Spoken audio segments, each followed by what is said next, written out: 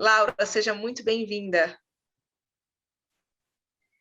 Deixa eu ver se meu microfone está... Patrícia, muito obrigada pelas palavras. Em primeiro lugar, eu quero agradecer o convite. Para mim é uma honra estar aqui nesse espaço tão importante. Os centros socialistas, eles vêm realmente como um farol nesse momento. Um momento de disputa muito intenso, um momento em que a gente fala tanto de disputar a população, de estar mais presente nas bases, de conseguir organizar algumas pessoas que talvez não estejam organizadas, né, na atuação política, na militância. Então, agradecer pelo convite, em primeiro lugar. E quando a Patrícia falou assim, Laura, a gente gostaria de uma fala sua, a gente ficou conversando por um tempo, eu fiquei pensando em qual tema que seria interessante da gente falar. E aí veio essa ideia da gente falar sobre trabalho de base, falar sobre a importância e como construir na base, né? Construir com a base. Foi uma questão até que eu e a Patrícia ficamos falando, assim. Não sei se o barulho está atrapalhando muito, eu posso ter uma obra aqui atrás. Mas eu espero que vocês consigam me ouvir o que eu estou dizendo.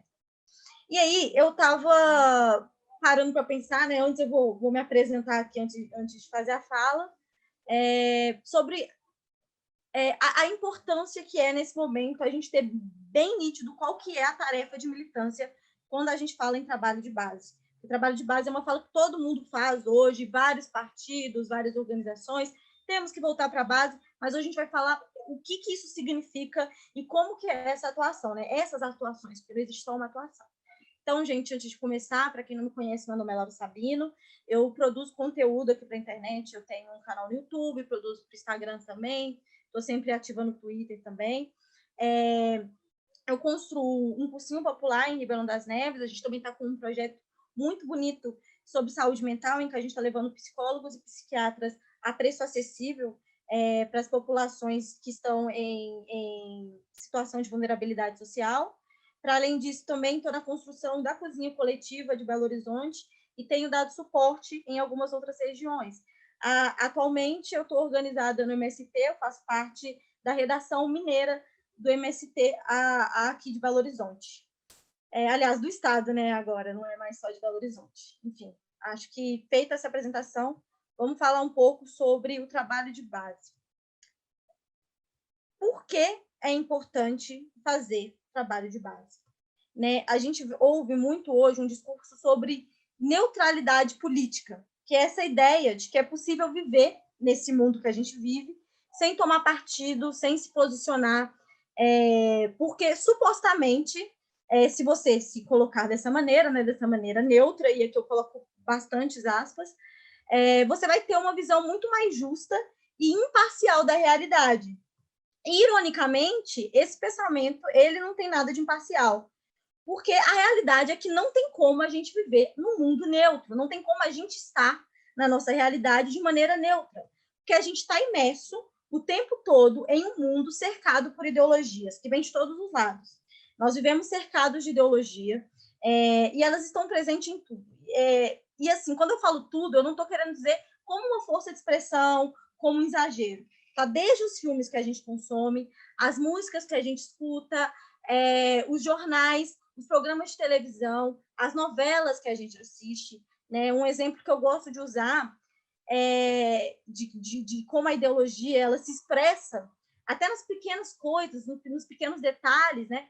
Ela se expressa até na escolha das palavras que a gente usa para falar sobre determinados temas. Eu que sou organizada no MST, obviamente, vou dar um exemplo do MST. Quando a gente ouve a frase o MST ocupou ontem terras improdutivas, ela passa uma ideia quando a gente fala a frase dessa maneira. Quando a gente fala a frase ontem o MST invadiu uma propriedade, passa uma ideia diferente. Pode ser a mesma notícia, pode ser que dentro dessa notícia, obviamente a abordagem vai ser diferente, mas esteja passando o mesmo fato que aconteceu, mas a maneira em que acontece essa chamada, as palavras escolhidas, elas transmitem uma ideologia. A ideia de lugar de fala vem disso. Todo mundo tem um lugar de fala. É reconhecer de onde que está vindo determinada ideia, de onde está vindo determinada fala. Porque na fala também estão expressas as ideologias, as ideias. Né? A notícia, por exemplo, e isso eu usei num vídeo, inclusive. tropas americanas ocupam a Síria. É muito diferente de dizer exército estadunidense invade território sírio. Vocês percebem que é a mesma notícia, mas as palavras utilizadas elas são diferentes, né? E aí tem vários exemplos, tem a escolha do termo defensivos agrícolas em vez de agrotóxico, enfim. Seja de maneira explícita ou implícita, a gente está cercado por essas ideias. E qual que é a ideologia dominante? Existe uma ideologia que é a ideologia dominante? Existe, que é a ideologia mais propagada, né? Aquela que a gente recebe sem perceber, aquela que a gente dissemina sem perceber, aquela que as pessoas falam pensando que estão sendo neutras, né? Que são as ideologias da classe dominante. Porque a ideologia dominante de um período é a ideologia da classe dominante, como já diria o velho Tio Marx. E aí, por que esses grupos eles conseguem disseminar tão facilmente a ideologia?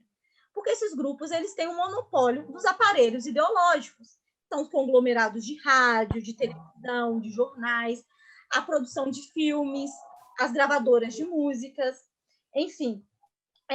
Vocês pensam em uma pessoa que trabalhou o dia inteiro, ele chega cansado em casa, e aí, depois de um longo dia de trabalho, de ouvir o dia inteiro o chefe reclamando, de pegar um transporte público sucateado, completamente exaurido, que essa pessoa ela vai chegar em casa? Ela vai chegar em casa e vai pensar: que vontade de ler o Manifesto Comunista?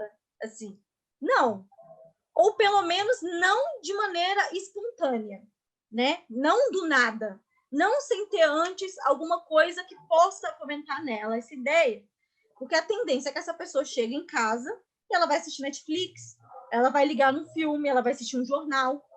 E jornal esse que trata os socialistas como inimigos, grevistas como vagabundo, que fala que a gente tem que gostar do patrão, que o patrão está fazendo um serviço, né? Está fazendo um favor de empregar um trabalhador, né? Enfim, aquela velha e boa propaganda burguesa. E aí cabe duas tendências. A gente tem um grupo dentro da esquerda que, ao se deparar com essa realidade, culpabiliza as pessoas comuns, né, os trabalhadores, as pessoas das camadas populares, como se essas pessoas fossem monstros, né, por reproduzirem esses discursos. Ou a gente assume que nós precisamos disputar essas pessoas. Nesse espaço que a gente está aqui, né, uma reunião dos centros socialistas, eu acredito que a maioria de vocês, que todos vocês, estão aqui no Centro Socialistas, fazem parte do segundo grupo, o que é massa. Eu também faço parte desse segundo grupo.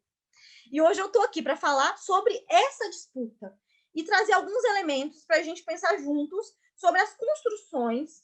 E aí percebam que eu estou falando no plural, porque não existe uma construção, não existe uma fórmula mágica. As pessoas falam comigo assim: Laura, eu quero começar na minha cidade a fazer um trabalho de base, eu quero conversar com o trabalhador, eu quero fazer o que você faz. E como se tivesse uma fórmula, como se fosse uma receita de bolo. E não é assim que funciona, né? Enfim, e a gente tem que pensar juntos como é que são as construções nesse espaço, como que é construída as condições que viabilizam essas disputas, né? Porque são diversos setores sociais. E aí, eu gosto muito de uma frase do Lenin, que eu acho que ele nos aponta assim, um caminho em relação a isso. Que ele vai falar para a gente que só existe um meio de vencer a resistência das classes dominantes. E ele fala que é encontrar na própria sociedade que nos rodeia e educar e organizar para a luta os elementos. E aí ele fala, né, que possam, pela situação social, pela realidade concreta, formar a força capaz de varrer o velho e criar o novo.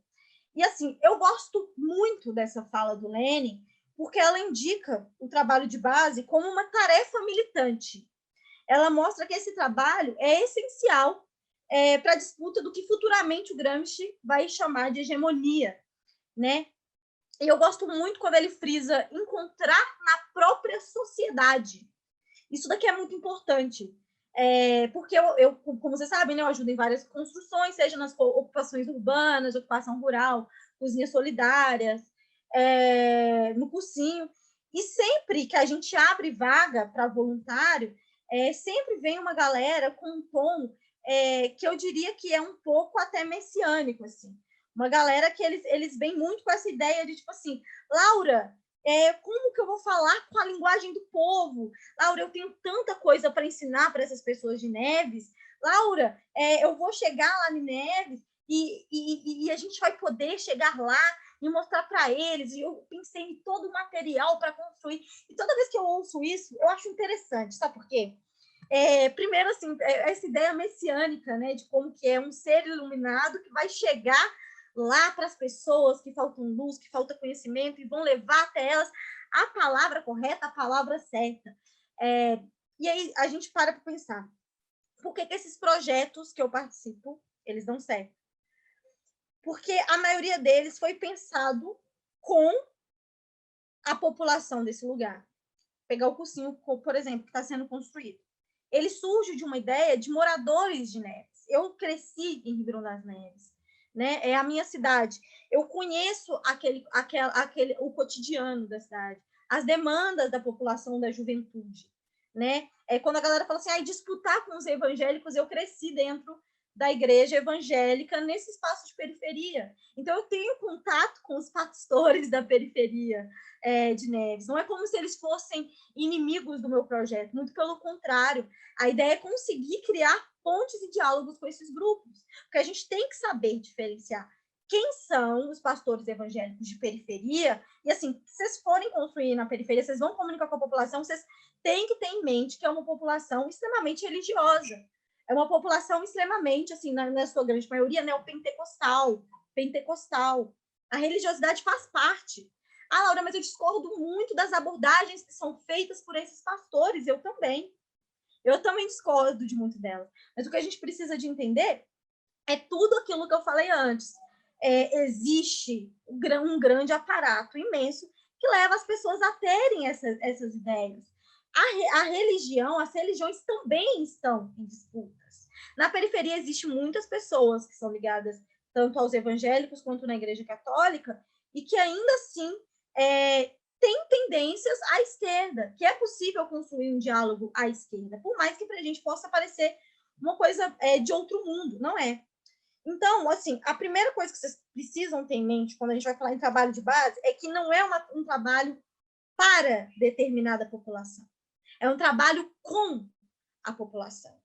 Isso é muito importante, né? A gente precisa ter em mente que a gente não está indo lá para ensinar como seguir. A gente está indo lá para construir junto, para entender as demandas daquele grupo, entender a realidade daquele grupo e, a partir daí, se construir atividades que vão levar mais na frente na formação política, no desenvolvimento de diversas áreas, de diversos debates e campos dentro daquele território e daquele espaço. O segundo ponto que eu acho muito importante, que eu sei que vai ter a parte das perguntas, então eu estou falando uma fala bem geral aqui, que eu quero que depois vocês façam as perguntas e tal, é que trabalho de base e solidariedade é completamente diferente. Assim, se vocês puderem anotar isso assim de neon na testa, é completamente diferente de quando a gente vai pensar em aquela ideia de pessoas que estão indo fazer caridade. Caridade é muito diferente de solidariedade, sabe? Isso é importante da gente ter em mente. Por quê? Quando uma pessoa vai fazer solidariedade, vocês já viram, assim, lá em Neves, direto vi uma galera fazer ações de caridade para a gente. Era bem interessante, assim, que nas escolas eles recolhiam as cartinhas que a gente mandava para os Papais Noéis, e aí ele sempre vinha uma galera assim da Zona Sul com essas cartinhas e chegavam assim com um tom de piedade, de bondade, tipo, olha só como essas crianças aqui, elas são sofridas, olha aqui. E aí elas chegam muito com essa postura. E a maioria das pessoas, assim, ok, maioria não, mas grande parte das pessoas que vão fazer, que vão agir dessa maneira, que vão fazer esses trabalhos, muitas das vezes elas são contra políticas públicas. Então, a gente está falando de um processo também para massagear o ego, querendo ou não. Essas pessoas chegam lá para sentirem, olha só como é que a gente faz. Eu sou contra o Bolsa Família, eu sou contra políticas de inserção social, eu sou contra políticas de cota, mas no fim de semana eu vou lá e levo uma sopa para as pessoas em situação de rua. É completamente diferente do trabalho de uma cozinha solidária. Porque no projeto, por exemplo, da cozinha solidária vou pegar de Belo Horizonte, mas a de Neves também é bem parecida. O que acontece? Não é simplesmente você ir lá, sem estabelecer um vínculo com os assistidos, e entregar uma sopa. Não é isso. Você pegar e postar uma fotinha no Facebook. Não é. Você tem que estabelecer um vínculo com essa população. As pessoas, por isso que a gente chega com as bandeiras, a gente chega no carro, está escrito esse espaço. A gente quer saber a história por trás daquela pessoa. Tem pessoas hoje na Cozinha Solidária de Belo Horizonte que estão se alfabetizando dentro da Cozinha Solidária. É triste a gente saber que isso precisa ser feito, assim, que tem pessoas que precisam de serem alfabetizadas nesses espaços, que não são ambientes de aprendizagem, não são ambientes construídos para isso, mas mostra bastante a confiança que essas pessoas estabelecem com a gente. E isso é importante. Vocês têm que conhecer as pessoas pelo nome, né? A gente vive numa época em que grande coleta de dados, grande banco de dados, como Bolsonaro, o próprio Trump fizeram isso, e eles fizeram uma comunicação bastante assertiva no sentido de conseguir mirar a partir da captação de dados de Facebook, do que as pessoas curtem, conseguir saber quais mensagens enviar e para qual público está falando. A gente faz a mesma coisa quando a gente está fazendo trabalho de base, só que a gente não faz dessa maneira que o Trump, que o Bolsonaro faz, que é essa maneira mecânica. A gente faz porque a gente estabelece um vínculo com a pessoa. Então, isso é importante para vocês saberem quando vocês forem conversar com as pessoas, quando vocês forem construir com as pessoas. Tenha em mente que cada pessoa ali que você está conversando, tem uma história ali, tem um universo ali. As pessoas que estão em vulnerabilidade, elas são pessoas que não são... porque tem muita gente que vai para esses espaços para conseguir voto e tal. Não, o trabalho de base ele está para além das questões eleitorais. Está numa questão de disputa, de hegemonia, disputa de narrativa, disputa de sociedade, disputa de projeto enquanto sociedade. E aí as pessoas falam assim, olha, mas você é abertamente marxista, você é abertamente comunista, como é que você consegue ter tanta abertura assim? Porque eu não chego lá falando de comunismo. Eu não chego nesses espaços diretamente falando, olha, gente, eu sou marxista. Eu me coloco como comunista, eu me coloco como marxista. Eu chego com blusa de foice e martelo, com certeza. Mas essa não é assim que eu estabeleço o vínculo com as pessoas. O vínculo vem da realidade que elas estão passando. Quando eu chego, por exemplo, num assentamento, o tipo de linguagem que eu utilizo naquele espaço é diferente da linguagem que eu utilizo no cursinho popular. Quando eu chego no trabalho que a gente faz com as cozinhas solidárias, com os assistidos, a linguagem que eu utilizo ali é completamente diferente de um espaço dentro do MST. Porque eu estou falando com uma galera que já passou por um processo de politização, uma galera que provavelmente já passou por uma formação, que vive a luta, que sabe que está imerso numa luta social. Então, assim, saber diferenciar quais são as linguagens também é uma questão muito importante quando a gente está falando sobre essa disputa e sobre essas construções na periferia. Patrícia, você vai olhando para mim o horário, porque eu quero muito que as pessoas façam perguntas e tal, que a ideia é essa, e aí eu estou com medo de exceder o tempo aqui. Mas, para além disso, eu cheguei a pontuar algumas coisas sobre a questão da religião na periferia, e isso, de novo, gente, é importante. E agora eu vou falar um pouco melhor sobre a questão da religião e o porquê que a gente precisa estar preparado para fazer essa disputa com as igrejas. Daí, quando eu falo essa disputa com as igrejas, eu não estou falando somente dos pastores de bairro. Aí eu estou falando, porque assim, os pastores de bairro, eles estão refletindo, estão, na maioria das vezes, com um discurso que vem do Edir Macedo, que vem do Silas Malafaia, que vem desses grandes mercadores da fé, que vem dessas pessoas que provavelmente nem acreditam naquilo que elas estão falando. As pessoas na periferia que reproduzem esse discurso acreditam no que elas estão falando, né? Assim, e isso é muito interessante. Quando a gente pensa na igreja na periferia, vocês não estão pensando apenas num lugar para rezar ou para orar. Tenham em mente que na periferia, religião é um espaço de formação enquanto ser humano, socialização enquanto ser humano, são, querendo ou não, e aí muita gente ficou com raiva quando eu falo isso, mas centros culturais, e são centros culturais. O primeiro espaço que eu tive acesso na minha vida, gente, eu nunca tinha visto uma bateria na minha vida. Para mim, isso era coisa de filme, ver uma guitarra, pessoalmente. A primeira vez que eu vi uma guitarra, que eu vi uma bateria, foi dentro de uma igreja evangélica. É ali que os meninos mais jovens estabelecem vínculos para a formação de teatros na igreja, de músicas, de dança, tem dança nesses espaços. E, assim, mais do que isso, na periferia, a religião também é uma afirmação enquanto indivíduo e uma proteção. Prestem atenção nisso. Por que eu gosto sempre de frisar isso? É uma história interessante. Tinha um menino que ele era ligado, eu acho esse exemplo dele ótimo para poder falar. Ele era um menino que teve, durante um período da vida dele, envolvimento com o tráfico, com vários problemas, e toda vez que ele andava, ele era parado pela polícia, levava sacode, ele tinha várias questões assim, tadinho, era realmente perseguido, apanhava às vezes sem estar fazendo nada, apenas por andar na rua, e a polícia na periferia, né, a polícia é muito agressiva, é uma instituição muito violenta. E aí esse menino, um dia, passou por vários processos e acabou se convertendo e se tornando um menino neopentecostal. E aí ele passou a andar com a Bíblia dentro da mochila. E olha que fenômeno incrível que passou a acontecer desde que ele se tornou uma pessoa evangélica. Ele andava com a Bíblia dentro da mochila, e aí quando a polícia parava para dar um sacode nele, abria a mochila, dava de cara com a Bíblia, falava, não, pode ir. Ele continuava sendo um menino negro e continuava sendo um menino na periferia. Só que a partir daí a visão em relação a ele mudou.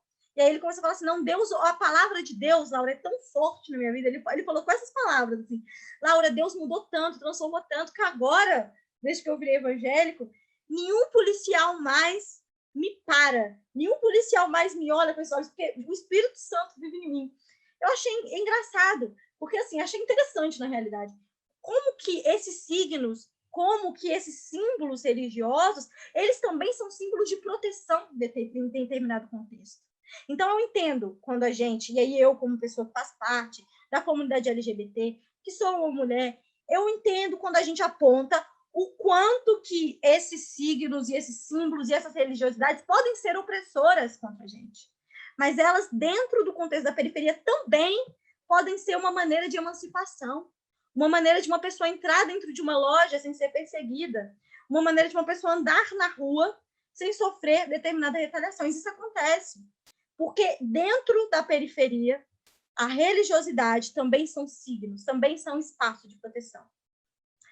O outro caso que eu acho que eu já contei também no canal é que, quando eu estudei em várias escolas ao longo do meu trajetório, e ao ver determinadas fotos, teve um dia que eu olhei uma foto de uma turma, e eu vi que esses meninos, a maioria deles, assim, ou foram presos e um outro grupo foi morto antes de completar 16 anos.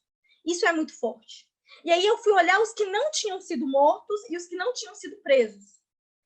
A maioria deles estavam divididos entre os evangélicos, os que foram para a igreja, e os outros, os que se tornaram policiais.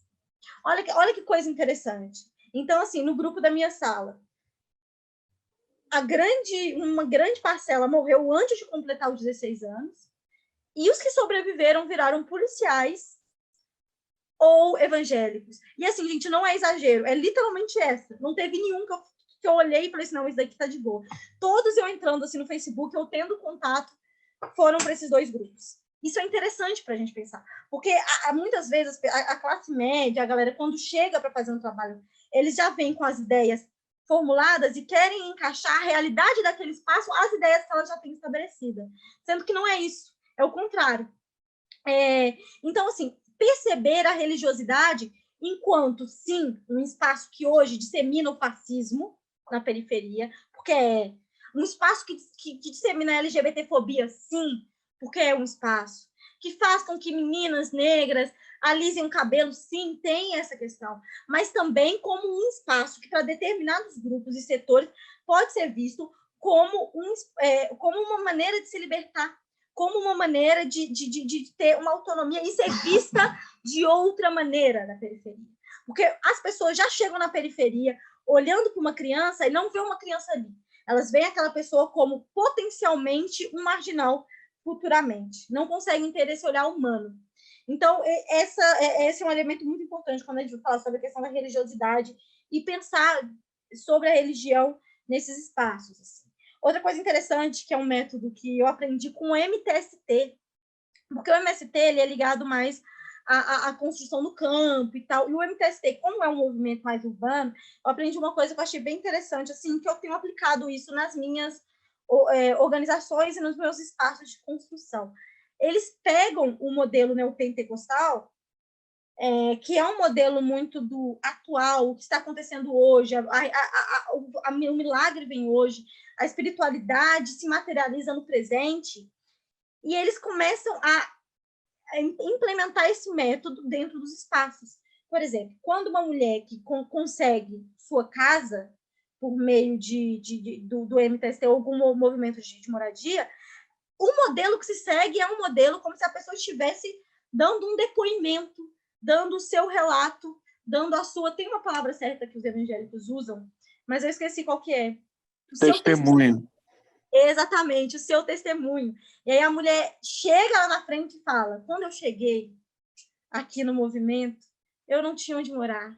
Eu tinha 3 filhos, e eles mas graças ao MTST e na construção, graças à nossa construção coletiva, com fé, nós conseguimos, e hoje eu tenho meu barraco, e eu não abro mão do meu barraco, porque eu construí esse barraco com meus companheiros que estão aqui na luta, porque eu construí esse barraco suando, debaixo do sol, a gente estava junto na ocupação. Esse senso de comunidade. A gente precisa construir um senso de comunidade. A gente precisa... E aí não é brigar com a religiosidade dessa mulher. Se essa mulher acha que o Espírito Santo ajudou a fazer com que ela conseguisse o barraco dela, ótimo. Mas o que a gente tem que fazer é o seguinte, ó, Espírito Santo te ajudou a fazer esse barraco, mas quem ele colocou no meio do caminho para fazer isso foi o nosso movimento, foi a nossa organização, é a luta coletiva que a gente constrói juntos. Então, assim, a gente tem uma visão muito freiriana desses processos. E isso não quer dizer não problematizar, isso é importante. Não, a gente precisa também apontar os equívocos e os erros dentro desses espaços. Vocês percebem o quanto que não é uma coisa simples a construção na base? É uma coisa muito assim, porque ao mesmo tempo em que eu entendo... Desculpa, gente. Em que eu entendo, por exemplo, a cultura, os espaços, assim, direto vem mulher para mim e fala assim, Laura, eu amo meu marido, eu acho que eu tenho que ter determinada postura, porque meu pastor acha que eu tenho que estar em casa, mas meu marido me bate, meu marido me machuca, né? O que eu faço diante disso? Então, assim, não é fácil. Existem alguns impasses, existem algumas coisas que a gente precisa discutir. Por isso que eu usei o termo lá no começo, disputa. Porque a gente não vai cometer nenhuma violência simbólica de falar que todos os conceitos, todas as ideias, tudo que foi socialmente construído por essas pessoas deve ser jogado no lixo, mas a gente não pode normalizar práticas que são opressoras. A gente não pode, quando chega uma criança negra e fala assim, eu vou alisar meu cabelo porque o pastor falou que... A gente não pode tratar isso como norma, como normal. A gente precisa, então, estar dentro desses espaços, entender quais são as demandas, construir junto dessas pessoas e, a partir daí, fazer com que elas reflitam socialidades e elas reflitam o sistema no qual elas estão imersas.